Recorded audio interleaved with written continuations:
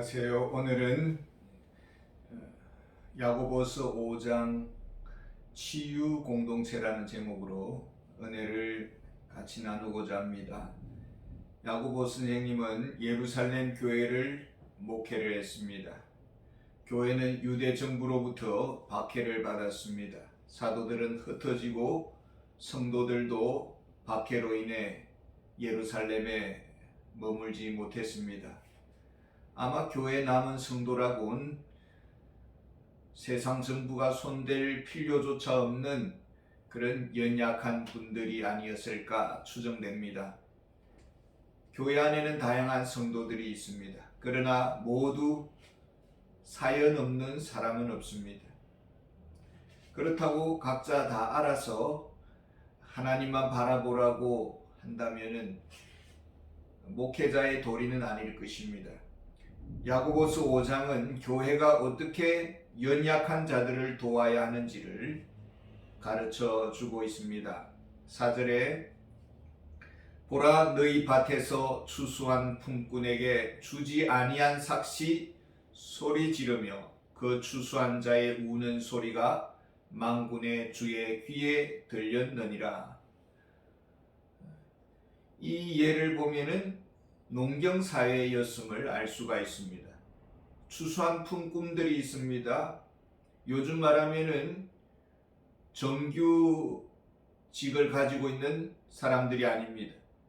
비정규직 직장 생활을 합니다. 하루 벌어 하루 먹고 사는 그런 하루살이 인생입니다. 오매불망 그 하루의 품삯을 바라보면서 열심히 일을 합니다. 그리고 그 품삯으로 가족들의 끼니를 이어갔을 것입니다. 그런데 그 농부의 주인은 지주죠. 하루가 지나도 임금을 주지를 않습니다. 그리고는 내일 주겠다고 말을 합니다. 늘 임금 받을 시간이 되면은 죽는 소리를 합니다. 집에서 아빠의 손을 바라보는 그 어린 자녀들이 있는데 어떻게 해야 하는 것입니까? 힘은 없고 사장님께 잘릴까봐 말 못하는 그런 노동자들, 벙어리 냉가슴 앓듯이 살아가는 사람들, 노동자들, 연약한 사람들, 하루하루 배고픔과 억울함에 한맺힌 사람들, 이런 사회의 그 한맺힌 약자들이 가슴으로 소리를 지르고 있는 것입니다. 만약 그런 사회의 약자가 그리스도인일 때에 과연 주님은 어디서 무엇을 하고 계시는 것입니까? 성경에 그 추수한 자의 우는 소리가 만군의 주의 귀에 들렸느니라. 왜 그렇게 원통한 것입니까? 그 사장님의 생활은, 지주의 생활은 이러했습니다. 2절 3절을 보겠습니다. 너희 재물은 썩었고 너희 옷은 좀 먹었으니 너희 금과 은은 녹이 슬었으니 이 녹이 너희에게 증거가 되어 불같이 너희 살을 먹으리라. 너희가 말세에 재물을 쌓았도다. 가진 자는 재물이 썩어가고 있고 창고에 음식물이 곰팡이가 슬었습니다. 백화점에서 산 옷들은 옷장에서 다 입지도 못하고 좀 먹어가고 있습니다. 사치와 낭비, 그리고 영원히 이런 부를 영원토록 누릴 것처럼 그렇게 비축해 놓았습니다. 그리고는 하루살이 인생들에게는 품삯을 주지를 않습니다. 항상 내일 줄 것이라고 미룹니다. 하늘에서 하나님이 보고 웃으십니다. 가소롭게 바라보십니다. 심판의 칼을 갈고 있습니다. 사회 정의가 무너질 때에 주님은 보고 있습니다. 약자들이 한이 맺혀 울 때에 주님은 듣고 계십니다. 그럼에도 그리스도인은 어떻게 대처를 했을까요? 6절에 보면은 너희는 의인을 정죄하고 죽였으나 그는 너희에게 대항하지 아니하였느니라. 열심히 일한 것밖에 없습니다. 그런데 오히려 그 연약한 자에게 또 힘없고 무식하다고 글 읽지 못한다고 오히려 죄를 뒤집어 씌워서 임금을 죽이는커녕 살인 죄인 누명을 씌웁니다. 아주 사악하고 비상식적인 방법으로 연약한 자들을 이용해 먹었습니다. 그런 식으로 불을 쌓아갔습니다. 그럼에도 신실한 그리스도인들은 예수님을 생각하면서 수욕을 견뎠습니다. 죄인이라고 비방해도 맞대응하지 않았습니다. 성경은 언제까지 참아야 하는지를 그 한계를 정하고 있습니다. 7절과 8절입니다. 그러므로 형제들아 주께서 강림하시기까지 길이 참으라.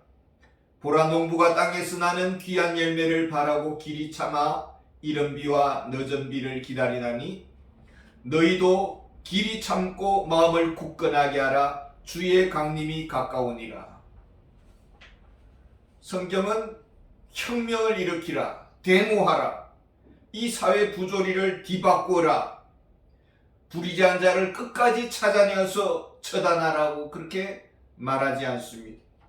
주님 오실 때까지 길이 참으라. 사람이 참는 것도 한계가 있습니다. 그런데 이런 분을 쏟아낼 곳이 없습니다. 분을 쏟아낼 대상자는 힘센 자입니다. 나의 생사 여탈권을 쥐고 있습니다. 이럴 때 어떻게 해야 합니까? 성도들이 사회에서 약자로 살아가고 있습니다. 낮은 위치에서 간신히 생존하고 있습니다. 늘 피해를 당합니다.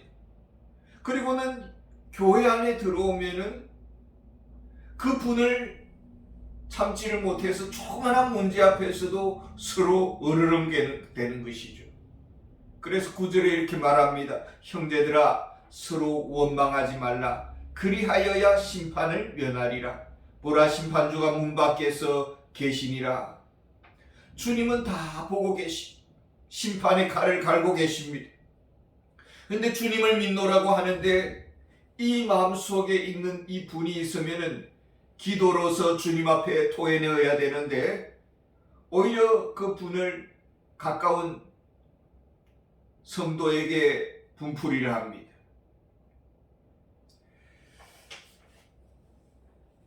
야고보 선생은 인내의 본을 우리에게 말해주고 있습니다. 11절에 보면은 보라 인내하는 자를 우리가 복되다 하나니 너희가 욥의 인내를 들었고 주께서 주신 결말을 보았거니와 주는 가장 자비하시고 긍휼히 여기시는 이시니라. 고통의 시간이 있습니다. 왜 주님은 이런 쓰라린 시간들을 허용하였을까요? 얼마나 너가 잘 참느냐, 얼마나 이런 아픔 속에서 주님을 더 가까이 하느냐, 주님만을 진심으로 의지하고 있느냐. 그리고 이 시간이 지나면은 우리 주님께서 위로해 주실 것입니다. 욥은 너무나 어처구니 없는 일을 당했습니다. 하루아침에 자녀들이 다 죽었습니다. 재산이 사라졌습니다. 온몸에는 악한 종기가 났습니다. 아내마저 원망하고 떠났습니다. 욥은 아무런 잘못이 없습니다. 이유 없는 이 고통 앞에서 친구들은 가시처럼 찔러댑니다. 하나님 앞에 혹시 숨긴 죄가 없느냐 회개하라고 그렇게 덜덜덜덜 볶아댑니다. 욥은 자신의 난날을 원망했습니다. 그러나 이런 쓰라린 시간들을 잘 인내하고 지났을 때에 하나님께서 말로 다 할 수 없는 그런 위로를 해주시는 것을 보게 됩니다. 제가 만약에 욥의 입장이었다면 이럴 줄 알았으면 좀 더 말조심을 했을 걸. 이럴 줄 알았으면 좀 더 많이 내가 기도하고 참았을 걸. 이럴 줄 알았으면 좀 더 간절히 주님만을 의지했을 걸. 이런 후회가 있었을 것이라고 생각됩니다. 주님은 욥에게 부족함이 없도록 영적인 복과 땅의 복을 채워주었습니다. 우리가 박해와 이런 고통의 종류들이 다양합니다. 때로는 참 견디기 어려운 그런 더러운 누명을 쓸 수도 있습니다. 인격적인 그런 그런 오해를 받을 수가 있습니다.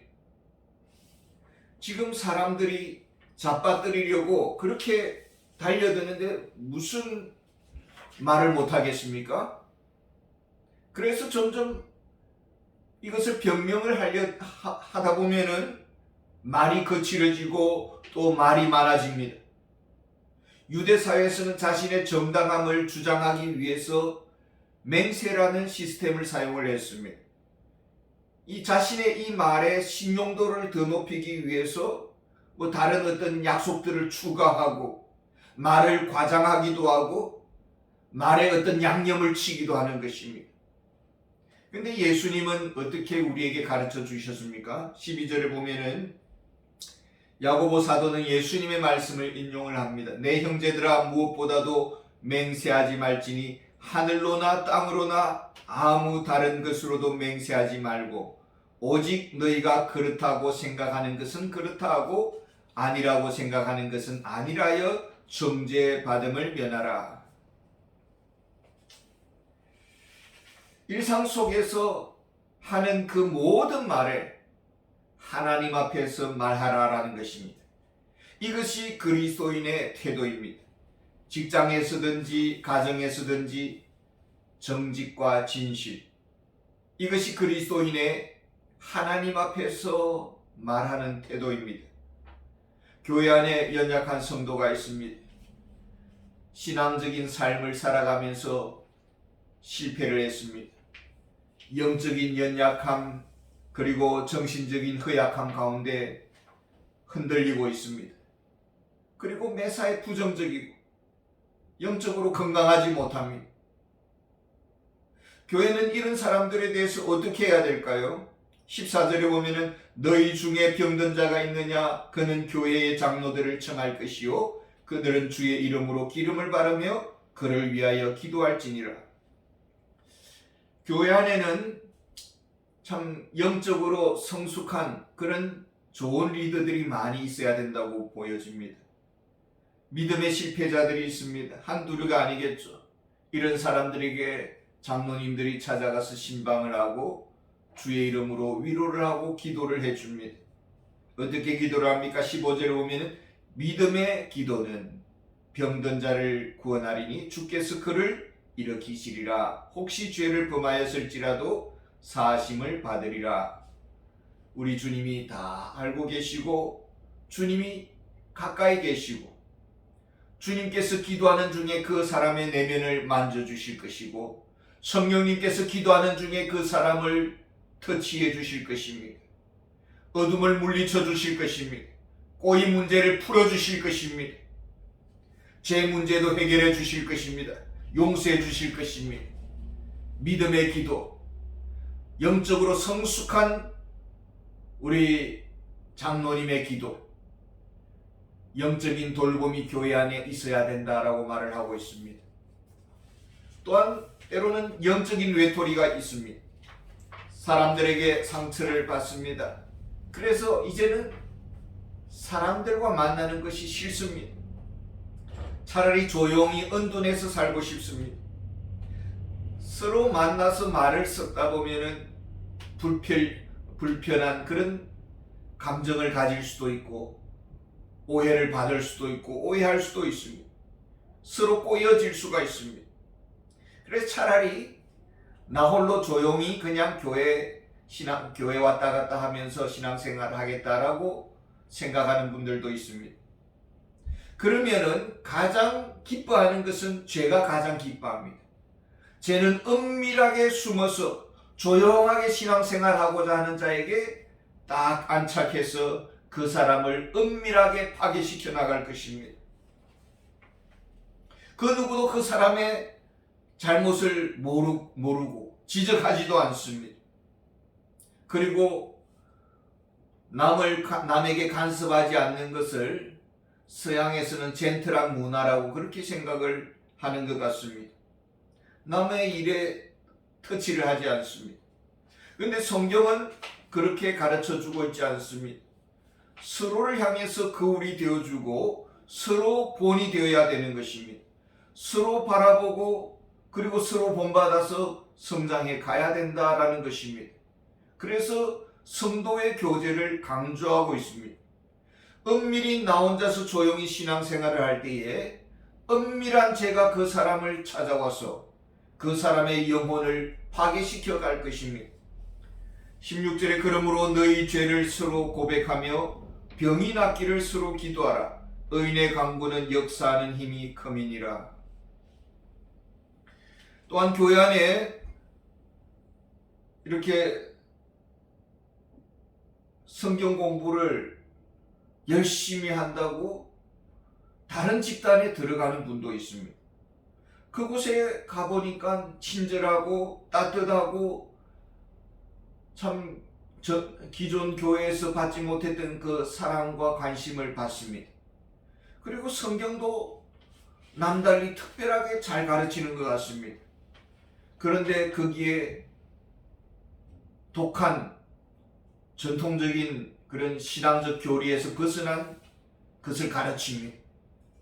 이상하지만은 사람들이 좋아서 다닙니다. 그런데 이상한 진리는 사람을 이상하게 만듭니다.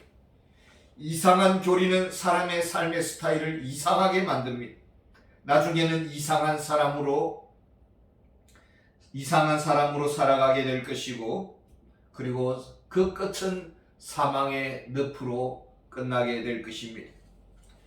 교회는 이런 은밀히 진리를 거부하고 또 매사에 목회자의 그 리더십에 부정적이고 도전적인 그런 성도를 어떻게 해야 되느냐라는 것입니다.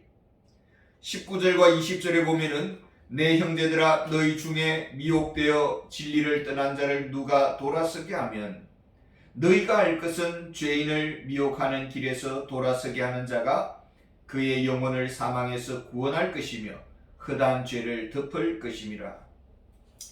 디도서 3장 10절에 보면은 이단에 속한 사람은 한두 번 훈계한 후에 멀리하라 그렇게 말을 하고 있습니다. 쉽게 속단해서 내치지 말라라는 것입니다.